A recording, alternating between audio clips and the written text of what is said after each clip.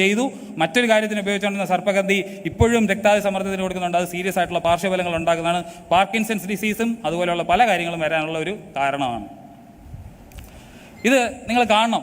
നമ്മുടെ നാട്ടിൽ സേഫാണ്, മരുന്നാണ് എന്ന് പറഞ്ഞ് വിൽക്കുന്ന പല സാധനങ്ങളും യൂറോപ്യൻ യൂണിയനിൽ കൊണ്ടുവന്നു കഴിഞ്ഞാൽ അവർ പറയും ഇതിവിടെ നടക്കില്ല എന്ന് പറയും. ഇത് കോട്ടയ്ക്കൽ ആര്യ വൈദ്യശാലയുടെ ഇപ്പോൾ അവർ സൈറ്റിൽ നിന്ന് അത് പിൻവലിച്ചിട്ടുണ്ട്. ഒരു ഇതാണ്: We do not currently have clinical research test data to meet the EU specifications for meeting the demands of pharmaceutical drugs or the required 15 years safe usage data in Europe to meet all the specification of the traditional herbal medicines. Hence, these products are not meant to be used as medicines. ഇത് നിങ്ങൾ മരുന്നായിട്ട് ഉപയോഗിക്കരുത് എന്ന് വളരെ വ്യക്തമായിട്ട് എഴുതി വച്ചിരിക്കുന്ന ഒരു സംഗതിയാണ്. പക്ഷേ ഈ 360 അസ്ഥി ഏതെങ്കിലും ഒരു ആയുർവേദക്കാരനെ എണ്ണി കാണിക്കാൻ പറ്റുമോ? കാണിക്കാൻ പറ്റില്ല എന്നുള്ളതാണ് സത്യം. കാര്യം ഇതിനകത്ത് ഈവൻ നമ്മൾ ഈ ഇന്റർകോസ്റ്റൽ സ്പേസ് എന്നൊക്കെ പറയുന്ന റിബ്സിൻ്റെ ഇടയിലുള്ള സ്പേസ് വരെ എണ്ണിയാൽ പോലും കാണില്ല. അവസാനം എൻ്റെ അടുത്ത് ഒരു ആയുർവേദ കോളേജിലെ പ്രിൻസിപ്പൽ ഒരിക്കൽ സംസാരിച്ചപ്പോൾ പറഞ്ഞതെന്ന് വെച്ചാൽ ഞങ്ങൾ പല്ലും നഖവും മുടിയും ഒക്കെ എണ്ണി പിള്ളേരെ എങ്ങനെയെങ്കിലും 360 അസ്ഥി കാണിക്കാൻ ബുദ്ധിമുട്ട് കാണുന്നുള്ളതാണ്. അപ്പോൾ അസ്ഥി എന്ന് പറഞ്ഞു കഴിഞ്ഞാൽ അവർ അന്ന് എക്സ്റേ വേണമെന്ന് ചോദിച്ചപ്പോൾ വളരെ ന്യായമായ ചോദ്യമാണ് ചോദിച്ചത്. 206 അസ്ഥി ഉണ്ട് എന്ന് പഠിച്ചിട്ട് ഇവർ എക്സ്റേ മെഷീൻ കൊണ്ട് 360 അസ്ഥി എങ്ങനെ കാണും? എൻ്റെ ചോദ്യം ഇപ്പോഴും വാലിഡാണ്. അതിന് അദ്ദേഹം ഇതുവരെ ഉത്തരം പറഞ്ഞില്ല. ഇവിടെ ഇന്ന് നടത്തുന്ന സംവാദത്തിൻ്റെ വിഷയം ആയുർവേദം ശാസ്ത്രീയമോ എന്നുള്ളതാണ്. ആയുർവേദം സയൻറ്റിഫിക് ആണോ എന്നുള്ളതാണ് നമ്മളിവിടെ വിലയിരുത്താൻ പോകുന്നത്. ഒപ്പം തന്നെ ശാസ്ത്രപ്രചാരകൻ തന്നെയായ mission for ethics and science in health കെയറിൻ്റെ സെക്രട്ടറി കൂടിയായ ചന്ദ്രശേഖർ രമേശും. ഇനി എന്തുകൊണ്ടാണ് ആയുർവേദം അൺസയൻറ്റിഫിക് ആണെന്ന് ഞാൻ പറയുന്നത്, അല്ലെങ്കിൽ ഒരു സ്യൂഡോ സയൻസ് ആണെന്ന് പറയുന്നത്? ആയുർവേദത്തിൻ്റെ ബേസിക് ഫിലോസഫി മുതൽ നമുക്ക് തുടങ്ങാം. എങ്ങനെയാണ് ആയുർവേദം തുടങ്ങിയത്? ആയുർവേദം ഇങ്ങനെ വന്നാണ്. ഞാൻ നേരത്തെ പറഞ്ഞു ഏതെല്ലാം തരം അറിവുകൾ നമുക്ക് പറ്റില്ല. ബ്രഹ്മദേവൻ മനുഷ്യനെ ഉണ്ടാക്കുന്നതിന് മുമ്പ് പുള്ളിക്ക് ഇങ്ങനെ ഇരുന്ന് തോന്നിയപ്പോൾ ഉണ്ടായ ഒരു സാധനമാണ് ആയുർവേദം എന്ന് പറയുന്നുണ്ട്. ചിലർ പറയുന്നുണ്ട് മനുഷ്യനെ ഉണ്ടാക്കിയതിന് ശേഷം മനുഷ്യന് അസുഖം വന്നാൽ ചികിത്സിക്കാൻ വേണ്ടി ഉണ്ടാക്കിയതാണ് ആയുർവേദം. അതൊരു വല്ലാത്ത സെറ്റപ്പാണ്. നമ്മളൊരു പഞ്ചറൊട്ടിക്കുന്ന കട തുടങ്ങുമ്പോഴത്തേക്കും കുറച്ച് അള്ള് വാങ്ങിച്ചു വെച്ചിട്ട് പഞ്ചർ കട തുടങ്ങി അള്ള് വെച്ച് പഞ്ചറൊട്ടിക്കുന്ന ആളാണ് ബ്രഹ്മാവ്. അതായത് ആദ്യം ചികിത്സ ഉണ്ടാക്കി, അതിന് ശേഷമാണ് പുള്ളി എന്തുണ്ടാക്കിയത്? മനുഷ്യനെ ഉണ്ടാക്കിയത്. നല്ല അടിപൊളി ലോജിക്കാണ്. അത് പുള്ളി ആടിൻ്റെ തലയുള്ള ദക്ഷ പ്രജാപതിക്ക് കൊടുത്തു. അവിടെ നിന്ന് കുതിരയുടെ തലയുള്ള അശ്വിനി കുമാരന്മാർക്ക് കൊടുത്തു. അശ്വിനി കുമാരന്മാർക്ക് എന്തിനാണ് കൊടുത്തതെന്ന് വെച്ച് കഴിഞ്ഞാൽ ദേവന്മാരെ ചികിത്സിക്കാൻ വേണ്ടിയിട്ടാണ്. അതായത് അവിടെയുള്ള ദൈവങ്ങൾക്കും അസുഖം വരുമായിരുന്നു, അപ്പോൾ അവർക്ക് ചികിത്സിക്കാൻ വേണ്ടിയാണ്. അവിടെ നിന്ന് ഇന്ദ്രന് കൊടുത്തു. പിന്നെ ഈ കാണുന്ന 3 ബ്രാഞ്ച് വഴിയാണ് ഇങ്ങോട്ട് വന്നത്. ചരകൻ, സുശ്രുതൻ, ബാക്കിയുള്ള ആളുകളെല്ലാവരും 3 കാറ്റഗറി ആയിട്ടൊക്കെ തിരിച്ചിട്ടുണ്ട്. അവർ ഈ പറയുന്ന കുറേ കാര്യങ്ങൾ അതെങ്ങനെയാണ് വന്നത്? സ്വർഗത്തിൽ നിന്ന് റെവലേഷനായിട്ട് കിട്ടിയ സാധനമാണ് താഴോട്ട് കൊണ്ടുവന്നത്. അത് വെച്ചിട്ടാണ് അവരിപ്പോഴും ചികിത്സിക്കുന്നത് എന്നുള്ള ആലോചിക്കുക. ഇതിനകത്ത് ടെസ്റ്റിംഗ് ഇല്ല, എക്സ്പെരിമെൻറ്റിംഗ് ഇല്ല, ഒന്നുമില്ല. മനുഷ്യനും അതുപോലെ മരുന്നും ഇവിടെ കാണുന്ന എല്ലാ ചരാചരങ്ങളും ഉണ്ടാക്കിയിരിക്കുന്നത് പഞ്ചഭൂതങ്ങൾ കൊണ്ടെന്നുള്ള ഒരു സിദ്ധാന്തമാണിത്. ഇത് നമ്മൾ മനസ്സിലാക്കണം. ഞാൻ ഇതുണ്ടാക്കിയ ആളുകളെ കുറ്റം പറയില്ല. അവർ 2500 വർഷങ്ങൾക്ക് മുമ്പ് ജീവിച്ചിരുന്ന ആളാണ്, അല്ലെങ്കിൽ 3000 വർഷങ്ങൾക്ക്, ഇവർ ക്ലെയിം ചെയ്യുന്ന 5000 വർഷങ്ങളാണ്. 5000 വർഷങ്ങൾക്ക് മുമ്പ് ജീവിച്ചിരുന്ന ആളുകൾക്ക് ഇന്നത്തെ പീരിയോഡിക് ടേബിൾ കൊണ്ടുവരണം എന്ന് പറയുന്നത് മോശപ്പെട്ട കാര്യമാണ്. ഞാൻ പറയുന്നില്ല അവർക്ക് പീരിയോഡിക് ടേബിൾ ഒന്നും കൊണ്ടുവരാനായിട്ട് അവർക്ക് കഴിയില്ല. അവർക്ക് ഒരു പ്രാകൃതമായ ചിന്താഗതിയാണ്. അന്ന് കണ്ട കാര്യങ്ങളെ വെച്ചിട്ട് ഇതെങ്ങനെയാണ് ഈ സംഭവം വന്നതെന്നുള്ളത് ഞാൻ പറഞ്ഞുതരാം. ഈ പഞ്ചേന്ദ്രിയങ്ങളുണ്ടെന്നാണ് ആയുർവേദം എപ്പോഴും പഠിപ്പിക്കുന്നതാണ് എൻ്റെ വിശ്വാസം. പഞ്ചേന്ദ്രിയങ്ങളുണ്ട്. പഞ്ചേന്ദ്രിയങ്ങൾ എന്ന് പറഞ്ഞു കഴിഞ്ഞാൽ മൂക്ക്, വായ, ചെവി, നിങ്ങൾക്കറിയാം, ഞാൻ പറയണ്ടല്ലോ. അപ്പോൾ പൃഥ്വി എന്ന് പറഞ്ഞു കഴിഞ്ഞാൽ അതിൻ്റെ ഇതെന്ന് പറയുന്നത് മണമാണ്. ഒരു മണ്ണൊക്കെ നനഞ്ഞു കഴിയുമ്പോൾ നിങ്ങൾക്കൊരു മണം അടിക്കും. അഗ്നി എന്ന് പറഞ്ഞു കഴിഞ്ഞാൽ കണ്ണുകൊണ്ട് കാണാൻ പറ്റുന്നതാണ്. ജലം എന്ന് പറഞ്ഞാൽ രുചിക്കാൻ പറ്റുന്നതാണ്. വായു എന്ന് പറഞ്ഞു കഴിഞ്ഞാൽ സ്പർശനമുള്ളതാണ്. ദേഹത്ത് തട്ടിയാൽ നിങ്ങൾക്ക് ഫീൽ ചെയ്യാം, ടച്ച് ചെയ്തൊന്നും. ആകാശത്തിൻ്റെ ഗുണം എന്ന് പറയുന്നത് ശബ്ദമാണ്. ഇടിയും മിന്നലും ഒക്കെ കാണുന്നത് കൊണ്ടായിരിക്കാം ആകാശം എന്ന് പറയുന്നത്. ഇതെല്ലാം ശരിക്കും എന്താണ്? ഇതെല്ലാം ഒറ്റ സാധനമാണ്. ഒരു 15 കോടി കിലോമീറ്റർ അപ്പുറത്തുള്ള ഒരു നക്ഷത്രത്തിനെ ചുറ്റുന്ന ഒരു സാധാരണ ഗ്രഹമാണ് ഇതെല്ലാം ഭൂമിയുടെ ഭാഗമാണ്. ഭൂമിയുടെ കൂടെ തന്നെ ഉള്ളതാണ് അറ്റ്മോസ്ഫിയർ. അറ്റ്മോസ്ഫിയറിൽ പ്രകാശം തട്ടുമ്പോൾ തോന്നുന്ന ഒരു മായക്കാഴ്ചയാണ് ആകാശം, അല്ലാതെ ആകാശം എന്ന് പറഞ്ഞൊരു സാധനമൊന്നുമില്ല. അപ്പോൾ വായുണ്ട്, എയർ എന്ന് നമ്മൾ പറയുന്നത്. പിന്നെ അപ്പോൾ ഈ ആകാശം, പൃഥ്വി എന്നൊക്കെ പറയുന്നതിൽ പ്രത്യേകിച്ച് കാര്യമൊന്നുമില്ല. ഗ്രീക്കുകാർക്ക് അവർക്ക് ആകാശവും വായുവെങ്കിലും അതെന്തോ എടുത്ത് പറയുന്നതിലൊരു ബുദ്ധിമുട്ട് തോന്നിയതുകൊണ്ട് അവരെന്ത് ചെയ്തു? 4 ഭൂതങ്ങളെ അവർക്കുള്ളൂ. ഇനി ശ്രദ്ധിക്കുക, ഈ 4 ഭൂതങ്ങൾ ഇതൊക്കെ ആയുർവേദത്തിൻ്റെ അടിസ്ഥാനമാണ് കേട്ടോ. പഞ്ചഭൂതമോ ത്രിദോഷമോ ഒന്നും ഇല്ലാതെ ആയുർവേദമില്ല. ത്രിദോഷം എന്ന് പറഞ്ഞു കഴിഞ്ഞാൽ എന്താണ്? ആകാശവും വായുവും കൂടെ ചേർന്ന് വാദം എന്ന് പറഞ്ഞൊരു സാധനം ഉണ്ടാകുന്നു. ഈ ആകാശവും വായുവും ഞാൻ നേരത്തെ പറഞ്ഞു ഒന്നുമില്ല, ഒറ്റ സാധനമാണ്. അഗ്നിയാണ് പിത്ത, ജലവും പൃഥ്വിയും കൂടെ ചേർന്നിട്ടാണ് കഫദോഷം ഉണ്ടാകുന്നത്. ഈ 3 ദോഷങ്ങളുടെ ബാലൻസ്, അതായത് എല്ലാം ഒരു സമ്യക് അവസ്ഥയിൽ, അതായത് രസങ്ങളുടെയും ധാതുക്കളുടെയും ഈ ഭൂതങ്ങളുടെയും ഒരു സമ്യക്കായിട്ടുള്ള ഒരവസ്ഥ, അല്ലെങ്കിൽ ഒരു ബാലൻസ് ആണ് അസുഖമില്ലാത്ത അവസ്ഥ എന്നാണ് ആയുർവേദത്തിൻ്റെ കാഴ്ചപ്പാട്. അപ്പോൾ ഇങ്ങനെയുള്ള ഒരു ബാലൻസിൽ നിൽക്കുന്ന ആ ഒരു സംഭവത്തിലാകുമ്പോൾ നിങ്ങൾക്ക് അസുഖമില്ലാതിരിക്കും. അതല്ല, അതിനകത്ത് ഒരു ഇംബാലൻസ് വന്നു കഴിഞ്ഞാൽ നിങ്ങൾക്ക് അസുഖം ഉണ്ടാവും. ഇതാണ് എറ്റിയോളജി, രോഗം എങ്ങനെ ഉണ്ടാകുന്നു എന്നുള്ളതിൻ്റെ അവരുടെ സിദ്ധാന്തം. ഇതെങ്ങനെ വന്നതെന്നറിയോ? ഇതിൻ്റെയൊക്കെ സ്ഥാനങ്ങൾ മനസ്സിലാക്കണം. അപ്പോൾ നമുക്ക് മനസ്സിലാവും ഇതെങ്ങനെയാണ് ഈ ഒരു അന്ധവിശ്വാസം വന്നത്. ഇത് വെറും അന്ധവിശ്വാസമാണ്, ഞാൻ പറഞ്ഞുതരാം. വാദത്തിന് 5-6 ക്ലാസിഫിക്കേഷനൊക്കെ ഉണ്ട് കേട്ടോ, നമുക്ക് അതിനകത്തോടൊന്നും പോകണ്ട. ഈ വാദം എന്ന് പറഞ്ഞു കഴിഞ്ഞാൽ ഇരിക്കുന്ന മെയിൻ സ്ഥലം എന്ന് പറഞ്ഞു കഴിഞ്ഞാൽ വയറാണ്, അല്ലെങ്കിൽ പക്വാശയം എന്നാണ് അവർ പറയുന്നത്. വയറിൻ്റെ അവിടെ അടിഭാഗത്താണ് ഇരിക്കുന്നത്, അതിൻ്റെ കേന്ദ്രസ്ഥാനം. ബാക്കി ഈ വായു ഇടയ്ക്കിടയ്ക്ക് വാദം ഇടയ്ക്കിടയ്ക്ക് വേറെ സ്ഥലത്തോട്ടൊക്കെ പോകും, വേറെ പല ജോലികളൊക്കെ ചെയ്യുന്നിട്ട് തിരിച്ചു വരും. എന്നാലും ആ മെയിൻ കേന്ദ്രം എന്ന് പറയുന്നതാണ്. അപ്പോൾ നിങ്ങൾ ഒരു പക്ഷേ ഡോക്ടറിൻ ഓഫ് സിഗ്നേച്ചർ എന്ന് പറഞ്ഞൊരു സാധനം കണ്ടു കാണും. അതായത് കടുവയുടെ ടൈഗർ പീനീസ് എന്ന് പറഞ്ഞു കഴിഞ്ഞാൽ ഒരു ആഫ്രോഡീസിയാക്കാണ്, ഒരു ലൈംഗിക ഉത്തേജന മരുന്നാണ് എന്ന് പറയുന്നത്. എന്തുകൊണ്ടാണ് കടുവയുടെ ശക്തിയും കാര്യങ്ങളൊക്കെ ഉള്ളത്? ഇതിനെയാണ് ഡോക്ടറിൻ ഓഫ് സിഗ്നേച്ചർ എന്ന് പറയുന്നത്. അല്ലെങ്കിൽ കരടി നെയ്യ് പുരട്ടി കഴിഞ്ഞാൽ ഉള്ളം കയ്യിൽ വരെ രോമം വളരും എന്ന് പറയുന്നു. ഇതൊക്കെ കരടി ഭയങ്കര മുടിയുള്ള ഒരു ജീവിയായതുകൊണ്ട്. അപ്പോൾ ഇതുപോലെ വയറിനകത്ത് ഗ്യാസ് ഉണ്ടാകുമ്പോൾ ഇവർ വിചാരിച്ചത് അവിടെ എന്തോ വാദം കിടന്ന് കളിക്കുന്നു എന്നാണ്. എന്തെങ്കിലും ആഹാരം കഴിക്കുന്നു, വയറിനകത്ത് ഗ്യാസ് ഉണ്ടാകുന്നു, താഴോട്ടും മുകളിലോട്ട് പോകുന്നു. കാര്യം ഈ വാദദോഷത്തിൻ്റെ സ്വഭാവം എന്ന് പറയുന്നത് ബാക്കിയുള്ള കാര്യങ്ങളെല്ലാം ചലിപ്പിക്കുക, മുകളിലോട്ട് കൊണ്ടുപോകുക, താഴോട്ട് കൊണ്ടുപോകുക തുടങ്ങിയ കാര്യങ്ങളാണ്. രക്തത്തിനെ തള്ളിക്കൊണ്ടുപോകുന്നത്, കേൾക്കുന്നത്, തല തിരിക്കുന്നത്, കൈ അനക്കുന്നത്, ഇതെല്ലാം ചെയ്യുന്ന ജോലി വാദമാണെന്നാണ് പറയുന്നത്. പിത്തത്തിൻ്റെ മെയിൻ കേന്ദ്രം എന്ന് പറയുന്നത് ആമാശയമാണ്. അപ്പോൾ ഇവരെന്താണ്, ഈ ആസിഡ് റിഫ്ലക്സ് ഒക്കെ വന്ന് തൊണ്ടയിൽ എന്തെങ്കിലുമൊക്കെ ബുദ്ധിമുട്ടുണ്ടാകുമ്പോഴത്തേക്കും അതിൻ്റെ രസമൊക്കെ എഴുതി വെച്ചിട്ടുണ്ട്, അതിൻ്റെ സ്വഭാവമൊക്കെ എഴുതി വെച്ചിട്ടുണ്ട്, എല്ലാം അതാണ്. അല്ലാതെ ഇവർ പറയുന്നത് പോലെ ഇതൊരു എന്താ പറയുക, ഇല്ലാത്ത ഇങ്ങനെ വാദപിത്ത കഫം എന്ന് പറയുന്നത് ഇമ്മെറ്റീരിയൽ ആയിട്ടുള്ളൊരു സാധനമൊന്നുമല്ല. ഇതൊക്കെ അവർ മെറ്റീരിയൽ ആയിട്ടുള്ള സാധനം കണ്ടാണ്. കഫത്തിൻ്റെ സാധനം എവിടെയാണ്? ഉരസാണ്, നെഞ്ചത്താണ്. നെഞ്ചത്ത് കഫം എന്ന് പറഞ്ഞാൽ നമ്മൾ ഈ പറയുന്ന കഫം തന്നെയാണ്. അല്ല എന്ന് പറയുകയാണെങ്കിൽ ഞാനപ്പോൾ അതിനുള്ള ഉത്തരം പറയാം. അവർക്കും ഉണ്ടായിരുന്നു humoral theory, Greek humoral theory ഉണ്ടായിരുന്നു. അവർക്ക് 4 എണ്ണം ഉണ്ടായിരുന്നു. 4 പഞ്ചഭൂതത്തിന് വരെ 4 ഭൂതവും 4 ഹ്യൂമറൽ തിയറിയാണ് ഉണ്ടായിരുന്നെങ്കിൽ ഇവർക്ക് 3 എണ്ണമാണ് എന്നുള്ളത് മാത്രം. ഇത് നിങ്ങൾ ശ്രദ്ധിച്ച് കാണേണ്ട ഒരു സംഭവമാണ്. ഇത് +2-ൻ്റെ NCERT ടെക്സ്റ്റാണ്. ഇത് പഠിച്ചിട്ടാണ് ഒരു ആയുർവേദത്തിന് BAMSനോ അല്ലെങ്കിൽ നിങ്ങൾ MBBSനോ ഏതെങ്കിലും ഒരു ഹയർ പരീക്ഷയ്ക്ക് പോവുകയാണെന്നുണ്ടെങ്കിൽ ഈ ടെക്സ്റ്റ് വായിച്ച് പഠിച്ചിട്ട് ഇതിൻ്റെ റിസൾട്ടാണ് നിങ്ങളെ അതിനകത്തേക്ക് കയറ്റുന്നത്. അതിനകത്ത് വ്യക്തമായിട്ട് എഴുതി വെച്ചിരിക്കുന്ന കാര്യമാണ് ഞാൻ ഒന്ന് വായിക്കാം. This is what early Greeks like Hippocrates as well as Indian Ayurveda system of medicine asserted. It was thought that persons with black bile, ഈ നേരത്തെ പറഞ്ഞതിനകത്ത് അവർക്ക് യെല്ലോ ബൈലും അവർക്ക് 2 പിത്തമുണ്ട്, യെല്ലോ ബൈലും ശ്യാമപിത്തവും അതുപോലെ തന്നെ black ബൈലും അവർക്കുണ്ടായിരുന്നു ഗ്രീക്കുകാർക്ക്. belonged to hot personality and would have fevers. The idea was arrived at by pure reflective thought. The discovery of blood circulation by William Harvey using experimental method and the demonstration of normal body temperature in the persons with black bile using thermometer. ഒരു thermometer വെച്ച് ശരീരത്തിൻ്റെ temperature കാണിച്ചപ്പോൾ disproved the good humor hypothesis of health. ശരീരം ഈ ദോഷങ്ങളുടെ പ്രശ്നം കൊണ്ടാണ് ഉണ്ടാകുന്നത് എന്നുള്ളത് അവിടെ തീർന്നു എന്ന് പഠിച്ചിട്ട് അവർ പോയി ആയുർവേദത്തിനകത്ത് 5.5 വർഷത്തെ ഇൻഡോക്ട്രിനേഷൻ എന്ന് പറഞ്ഞു കഴിഞ്ഞാൽ ഈ പറയുന്ന ഹ്യൂമറൊക്കെ വീണ്ടും ഉണ്ട് എന്ന് പഠിപ്പിക്കുന്ന തെറ്റായിട്ടുള്ളൊരു രീതിയാണ്. ഇനി അദ്ദേഹം സ്ഥാപിക്കേണ്ട ഒരു കാര്യമാണ് ഞാൻ പറയുന്നത്, പ്രകൃതി. ഓരോരുത്തരും ജനിക്കുമ്പോൾ തന്നെ ഓരോ ശരീര പ്രകൃതി ആയിട്ടാണ് ജനിക്കുന്നത് എന്നുള്ളതാണ് ആയുർവേദത്തിൻ്റെ സങ്കല്പം.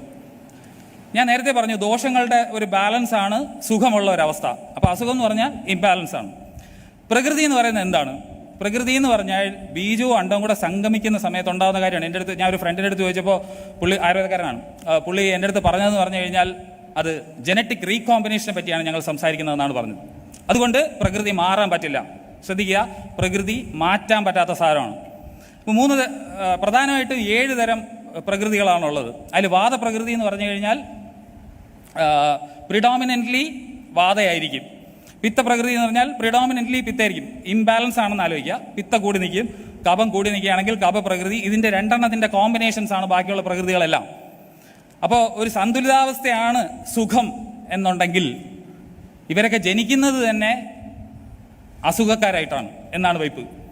മെറ്റീരിയലാണ് വാദ പിത്ത കഫം എന്ന് ഞാൻ നേരത്തെ പറഞ്ഞു, ഇവിടെ ഉള്ള സാധനങ്ങളാണ് പഞ്ചഭൂതവും.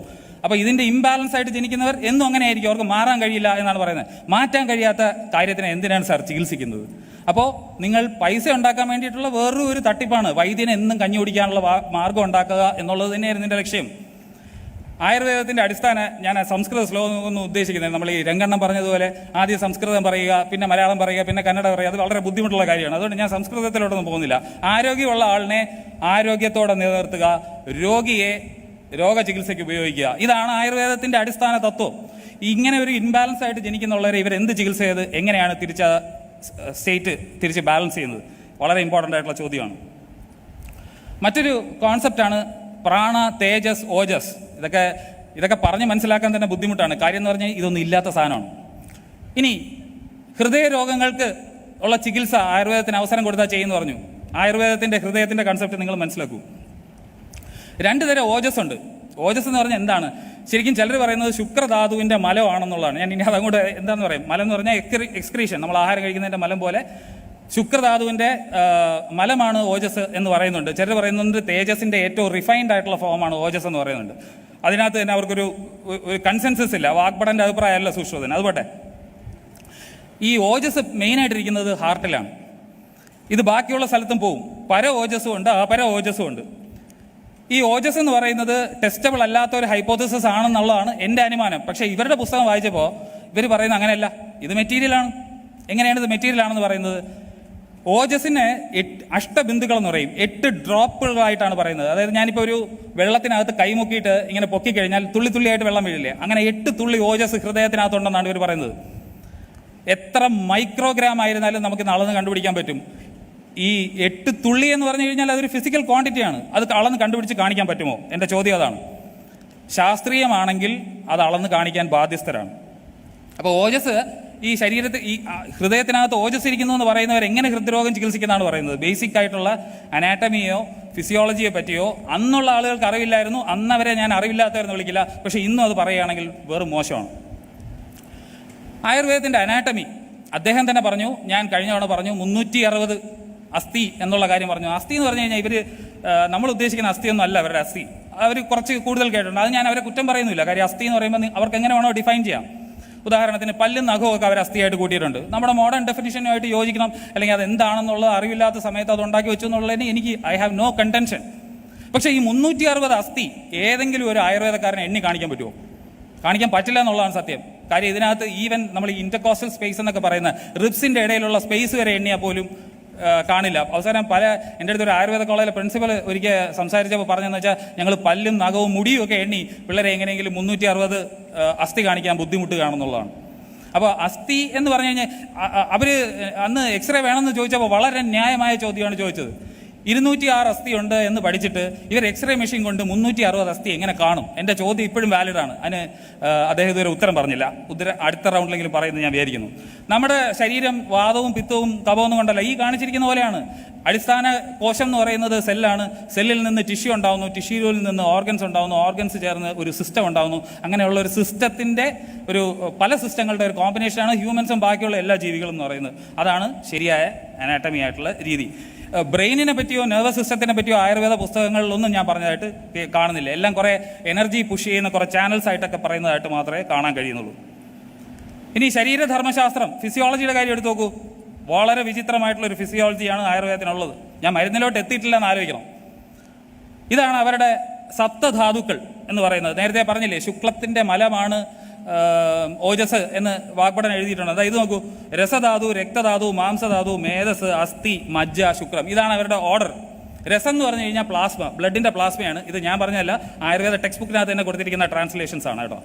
രക്തം എന്ന് പറഞ്ഞു കഴിഞ്ഞാൽ നമ്മുടെ ബ്ലഡ്, മാംസം എന്ന് പറഞ്ഞാൽ മസിൽ, മേധ എന്ന് പറഞ്ഞാൽ കൊഴുപ്പ്, അസ്ഥി എന്ന് പറഞ്ഞു കഴിഞ്ഞാൽ ബോൺ എന്ന് തന്നെ എഴുതിയിട്ടുണ്ട്, മജ്ജ ബോൺ മാരോ, ശുക്ലം റീപ്രൊഡക്റ്റീവ് സിസ്റ്റം. പോട്ടെ, ഞാനത് ഗ്രാൻഡ് ചെയ്ത് കൊടുത്തു. ശുക്ലം എന്ന് പറഞ്ഞു കഴിഞ്ഞാൽ അല്ലെങ്കിൽ ബീജം എന്ന് മാത്രമേ പഴയ ഇതിനകത്തുള്ളൂ. പക്ഷേ അവർ ആർത്തവ രക്തമൊക്കെ റീപ്രൊഡക്ഷൻ ഉപയോഗിക്കാമെന്നൊക്കെ പറയുന്നുണ്ട്. എനിവേ, രസം എന്ന് പറഞ്ഞാൽ പ്ലാസ്മയാണ്. പ്ലാസ്മ എന്ന് പറഞ്ഞാൽ എന്താണ്?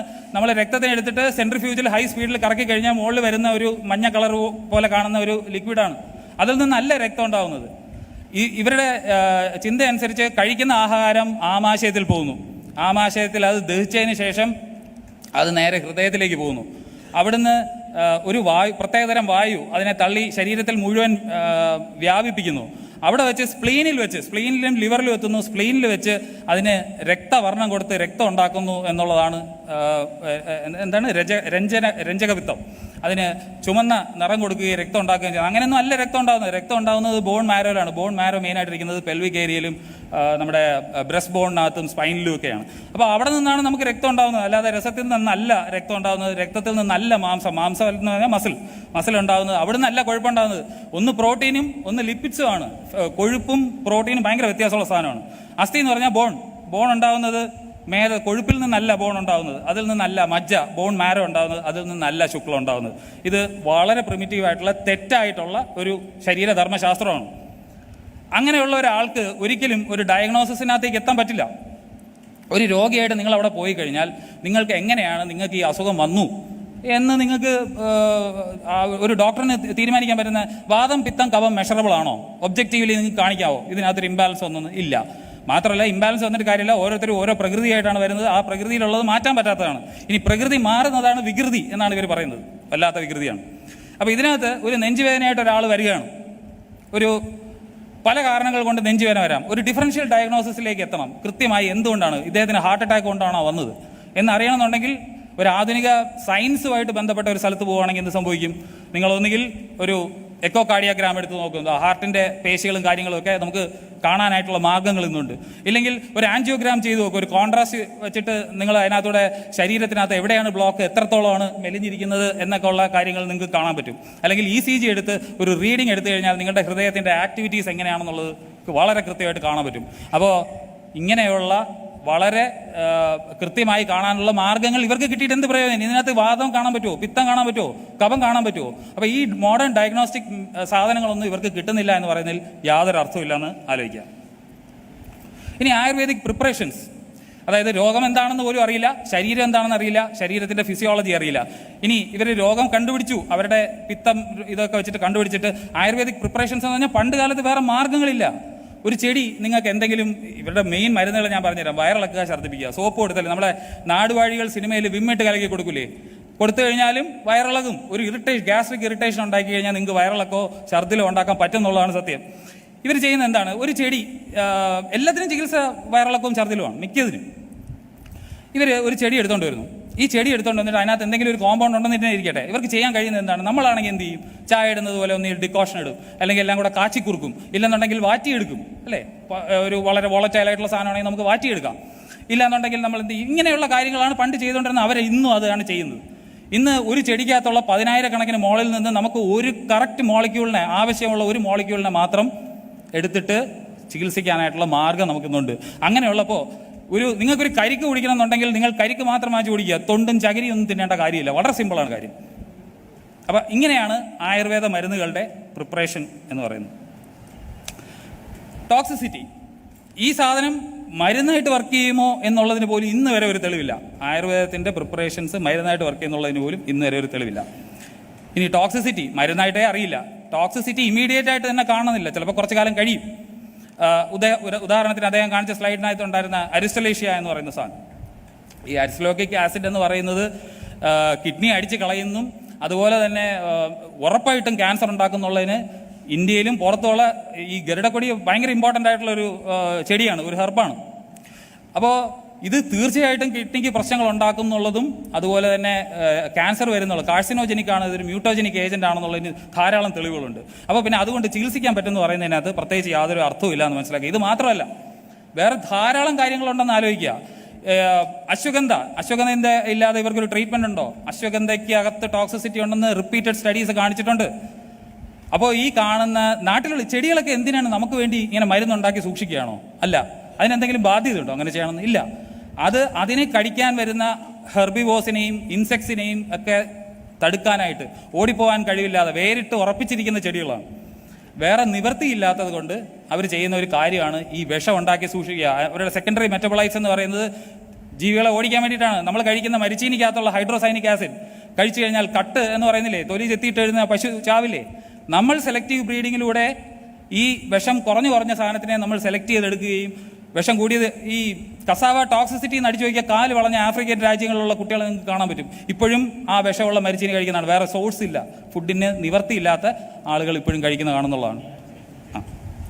അപ്പോൾ ഇതാണ് അതിൻ്റെ അടിസ്ഥാനം. അപ്പം ആയുർവേദം ഇത് നാച്ചുറലായിട്ട് കിട്ടുന്നതാണ്, ഒരു കെമിക്കലും ഇല്ല എന്നൊക്കെ പറയുന്നത് വെറും പൊട്ടത്തെറ്റാണ്. രണ്ടാമത്തെ ഒരു കാര്യം എന്ന് പറഞ്ഞാൽ ഇത് കാഞ്ഞിരത്തിൻ്റെ ഇതാണ് ഞാൻ കാണിച്ചിരിക്കുന്നത്.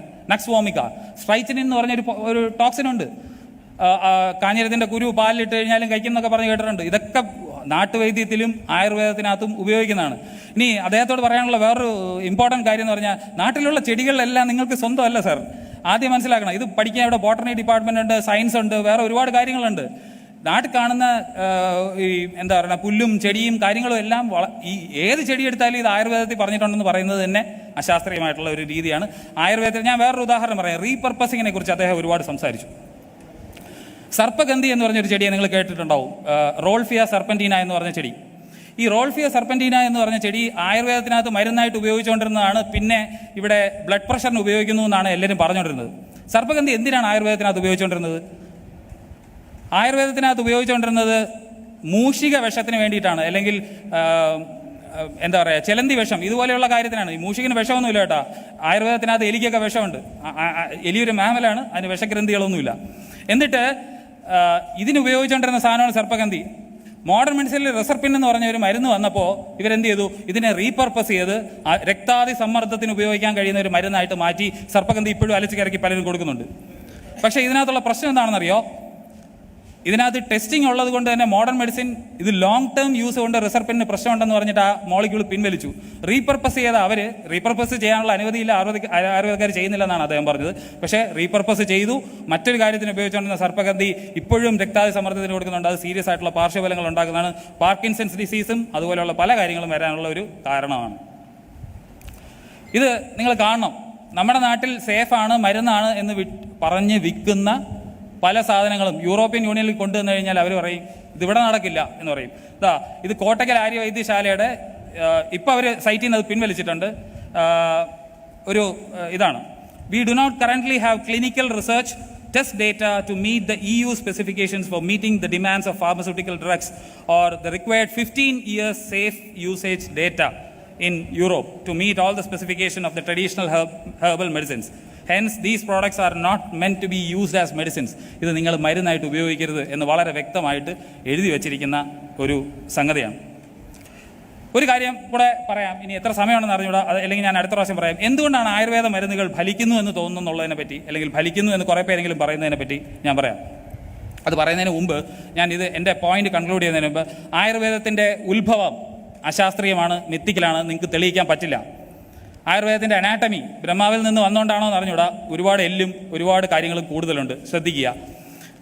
മൂന്നാമത്തെ കാര്യം അതിൻ്റെ ഫിസിയോളജി, ശരീരത്തിൻ്റെ ധർമ്മശാസ്ത്രം, ദേ ഹാവ് നോ ക്ലൂ. മരുന്ന് അസുഖം എന്തോന്ന് പോലും അറിഞ്ഞൂടാത്തവർ മരുന്ന് കൊടുക്കുന്നതിൽ എന്തർത്ഥമാണുള്ളത്? അഞ്ചാമത്തെ കാര്യം, ഇതൊരു സർക്കാർ സ്പോൺസേഡ് അന്ധവിശ്വാസമാണ്. സർക്കാർ കൊടുക്കുന്നതെല്ലാം സേഫാണെന്ന് അദ്ദേഹത്തിന് ഒരു വിശ്വാസം ഉണ്ടെന്ന് തോന്നുന്നു. സർക്കാർ ബിവറേജസ് കോർപ്പറേഷൻ വഴി മദ്യം വിൽക്കുന്നുണ്ട്, ലോട്ടറി വിൽക്കുന്നുണ്ട്, അതുപോലെ തന്നെ ദേവസ്വം ബോർഡുണ്ട്. ഇവിടെ അശാസ്ത്രീയം, ശാസ്ത്രം നോക്കിയിട്ടല്ല സർക്കാർ പല കാര്യങ്ങളും പ്രൊവൈഡ് ചെയ്യുന്ന, ആളുകൾക്ക് ആവശ്യമുള്ള കാര്യം കൊടുക്കും. അതുകൊണ്ട് നിങ്ങൾക്ക് സേഫായിട്ട് ഉപയോഗിക്കാൻ വേണ്ടിയിട്ടാണ് ബാക്കി സയൻസ് കാര്യങ്ങളെല്ലാം പഠിപ്പിച്ചിട്ട് BAMS നടത്തുന്നതെന്നുള്ളതാണ് എൻ്റെ ഒരു അഭിപ്രായം. Thank you.